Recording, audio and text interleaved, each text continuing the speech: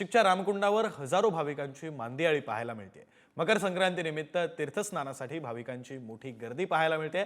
नाशिकच्या गोदाकाठावर पोलिसांचा सुद्धा मोठा बंदोबस्त हा तैनात आहे।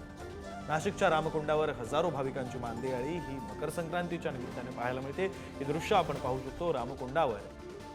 रामकुंडाचं धार्मिक दृष्ट्या एक विशेष महत्त्व आहे, आध्यात्मिक दृष्ट्या एक विशेष महत्त्व आहे आणि त्याच पार्श्वभूमीवर मकर संक्रांतीच्या दिवशी मोठी गर्दी ही नाशिकच्या गोदाकाठावर रामकुंडावर झालेली पाहायला मिळते।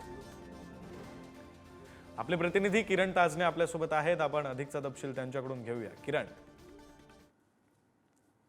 मित्रांनो, माझ्या पाठीमागे जी तुम्हाला दृश्य दिसताय ती नाशिकच्या रामकुंडावरची आहे आणि याच ठिकाणी जर बघितलं तर मोठ्या संख्येने या ठिकाणी भाविक तीर्थस्नानासाठी आलेले आहेत। खरं तर आजच्या दिवशी प्रयागराजला महाकुंभ पार पडतोय आणि याच कुंभमेळ्याच्या पार्श्वभूमीवर आपण जर बघितलं तर त्या ठिकाणी देखील स्नानासाठी मोठी गर्दी झाली।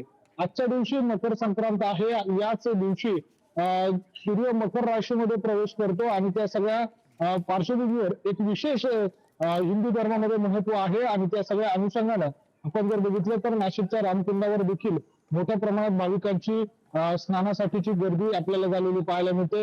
विशेषतः या सगळ्या ठिकाणी उत्तर भारतीय भाविक मोठ्या संख्येने दाखल झालेले आहेत। मोठ्या प्रमाणात सकाळपासूनच या ठिकाणी सुरक्षा व्यवस्था देखील वाढवण्यात आलेली आहे। कुठलाही अनुचित प्रकार घडू नये या दृष्टीनं या सगळ्या प्रशासनाच्या माध्यमातून खबरदारीचा उपाय म्हणून या ठिकाणी काही सुरक्षा रक्षक देखील नेमलेले आहेत। मात्र एकूणच जर बघितलं तर आजच्या दिवशी आणि उद्याच्या करीच्या दिवशी देखील नाशिकच्या रामकुंडावर अशा स्वरूपाची गर्दी आपल्याला पाहायला मिळणार आहे। मित्रांनो, बरं, धन्यवाद किरण, तुम्ही दिलेल्या या सगळ्या सविस्तर तपशिलासाठी।